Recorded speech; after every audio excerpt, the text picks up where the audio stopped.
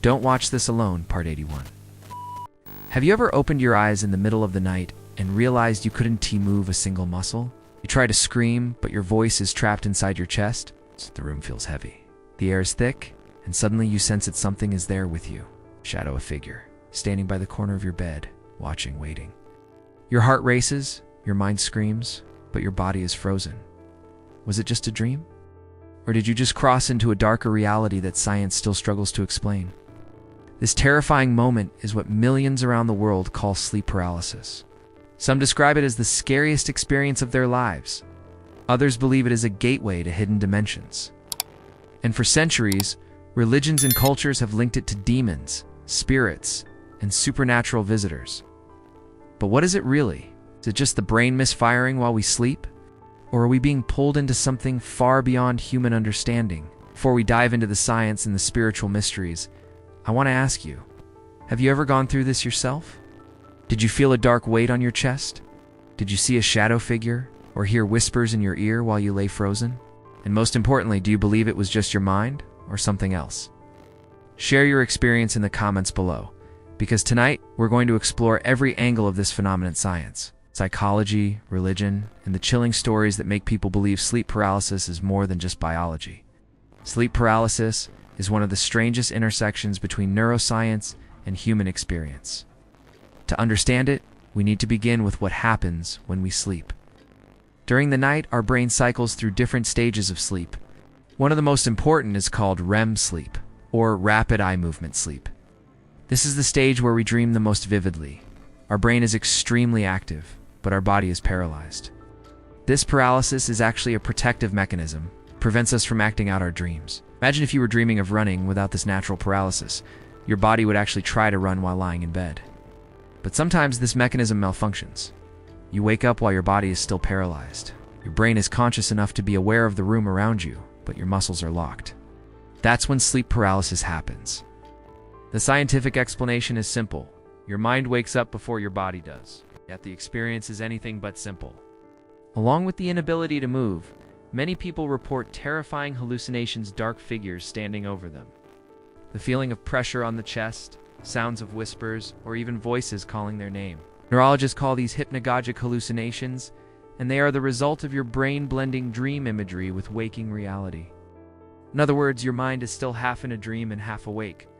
But try telling that to someone who just saw a shadowy figure sitting on their chest. The brain may explain it as chemistry, but the heart races with fear because it feels undeniably real. Who experiences sleep paralysis? Studies show that about 8% of the general population has experienced it at least once in their lives. But among students and people with irregular sleep schedules, that number jumps to nearly 30%. Stress, anxiety, depression, and lack of sleep are all risk factors. Sleep paralysis is also more common in people with narcolepsy, a sleep disorder that causes sudden daytime sleep attacks. But even healthy people can experience it, often during periods of high stress or exhaustion. Psychologically, sleep paralysis has been linked to trauma. People with PTSD are more likely to report it. Some scientists believe the hallucinations are the brain's way of processing fear. When the body cannot respond, imagine being frozen in place. Your brain interprets that vulnerability as danger, and it creates imagery to match that feeling. Thus, the shadow figure or the presence of a dark intruder. Yet as much as science tries to explain it, sleep paralysis has a long history of spiritual and religious interpretations. Across cultures, this experience has been given names, myths, and terrifying stories. In Islamic traditions, some describe it as the presence of a jinn, a spiritual being made of smokeless fire, sitting on the chest of the sleeper. In Christianity, it has been associated with demonic oppression, with believers claiming that prayer is the only way to break free. In Japanese folklore, it is called kanashibari, which literally means bound in metal, a state caused by vengeful spirits. In Scandinavian culture, there is the legend of the mare, an evil creature that sits on people's chests while they sleep, which is where the word nightmare actually comes from. Modern spiritualists interpret sleep paralysis differently. Some see it as the beginning of astral projection, the moment when the soul leaves the body. Others believe it is evidence of interdimensional beings interacting with humans. Those who practice lucid dreaming claim that if you embrace the paralysis instead of fighting it, you can step into a dream world with full awareness. But of course, for most people, the overwhelming feeling is terror, not transcendence. To truly understand the fear, let's step into the shoes of those who have lived through some of the most chilling cases of sleep paralysis ever recorded. One story comes from a university student named Daniel. He had always been a night owl, staying up late to study, scrolling through his phone until he fell asleep. One night, after days of exhaustion, he woke up to find himself frozen in bed. At first, he thought it was just a weird dream, but then he felt pressure on his chest. His breathing grew shallow. Out of the corner of his eye, he saw something moving. Standing by his desk was a tall, shadowy figure with glowing eyes. It didn't move closer, but Daniel could feel it staring directly into him. He tried to scream, but no sound came out. The figure leaned slightly forward, and in that moment, Daniel was convinced he was about to die. Seconds later, he snapped awake, able to move again. He turned on every light in the room and refused to sleep until the sun came up. For weeks, he avoided sleeping on his back, terrified the figure would return. To this day, he swears it wasn't just a dream. Another chilling story comes from a woman named Elena. She described her experiences as visits. Almost every week, she would wake up paralyzed, hearing whispers all around her bed. Sometimes it was laughter, other times her own name being called. Once she saw multiple dark shapes crawling across the ceiling and then lowering themselves toward her. She felt something cold touch her hand. In panic, she prayed, and suddenly she was free. Elena believes it was not her brain tricking her, but dark spirits trying to torment her. Doctors told her it was sleep paralysis, but for her, the memory of those nights feels far too real to dismiss. Stories like these show why sleep paralysis continues to straddle the line between science and spirituality. Even when we know the biological explanation, the raw emotional terror makes it feel like more than just a sleep glitch. That's why for centuries, people have turned to religion, prayer, and ritual to protect themselves from it. And even today, on internet forums, people share their horror stories, some convinced they've seen demons, aliens, or visitors from another world. But what can you actually do if you find yourself trapped in this terrifying state?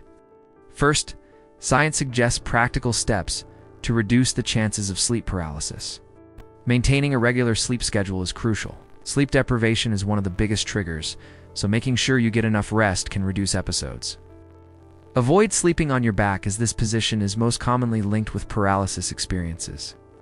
Reducing stress through meditation, exercise, or relaxation techniques can also help. And for those with recurring problems, doctors may recommend cognitive behavioral therapy or even medication. If you are already in an episode, experts suggest focusing on small movements. Try to wiggle your fingers or toes. Sometimes regaining control of one small muscle can break the paralysis entirely. Focusing on your breathing instead of panicking can also shorten the episode. Remembering that sleep paralysis is not dangerous, even though it feels terrifying, can help calm your mind enough to ride it out. From a spiritual perspective, many people turn to prayer or protective rituals. In some traditions, reciting sacred verses is believed to drive away dark entities. Others place protective symbols near their bed. Whether these practices work because of faith or because they calm the mind is up for debate, but countless individuals report feeling safer and more in control when they incorporate them. In the end, sleep paralysis sits at the crossroads of biology and mystery. Science explains it as a misfiring between the brain and body during sleep, but the human experience of its shadowy figures, whispers, the overwhelming fear continues to fuel spiritual and supernatural interpretations. Perhaps it is simply our brain turning fear into visions, or perhaps it is something deeper, a glimpse into another reality hidden behind the thin veil of sleep. So now I leave the question with you. Is sleep paralysis just a sleep disorder? A harmless trick of the brain? Or is it something more, a dark gateway to dimensions we are not meant to see? Have you ever experienced it yourself? Share your story in the comments below, because the more we talk about it, the more we realize how many people have faced these shadowy nights. If you found this exploration fascinating, make sure to subscribe to this channel for more deep dives into the mysteries of the human mind, psychology, and the unexplained. And remember tonight, when you go to sleep, if you suddenly open your eyes and find yourself unable to move, don't panic. Science says it will pass. But if you see a shadow standing by your bed, what will you believe? Subscribe for a mind rush.